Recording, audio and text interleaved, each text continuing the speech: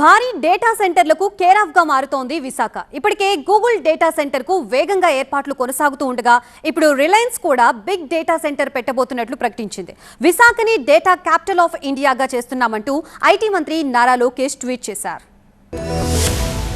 ఆంధ్రప్రదేశ్కు మరో భారీ శుభవార్త అందింది. ఏపీలో పెట్టుబడులు పెట్టేందుకు పలు ప్రముఖ కంపెనీలు క్యూ కడుతున్నాయి. ఈ క్రమంలోనే మరో భారీ పెట్టుబడి ఏపీకి రాబోతోంది. రిలయన్స్ సారథ్యంలోని జాయింట్ వెంచర్ డిజిటల్ కనెక్షన్ ఏపీలో ఆర్టిఫిషియల్ డేటా సెంటర్ ఏర్పాటు చేసేందుకు ముందుకొచ్చింది.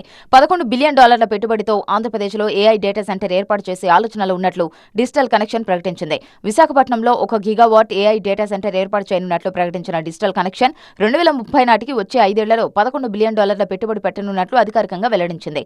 దీనిలో భాగంగా ఆంధ్రప్రదేశ్ ఎకనామిక్ డెవలప్మెంట్ బోర్డుతో డిజిటల్ కనెక్షన్ అవగాహన ఒప్పందం కుదుర్చుకుంది. రిలయన్స్ డేటా సెంటర్ ఏర్పాటుపై సీఎం చంద్రబాబు హర్షం వ్యక్తం చేశారు. మరోవైపు విశాఖపట్నం డేటా క్యాపిటల్ ఆఫ్ ఇండియాగా అవతరిస్తోందన్నారు ఏపీ మంత్రి నారా లోకేష్.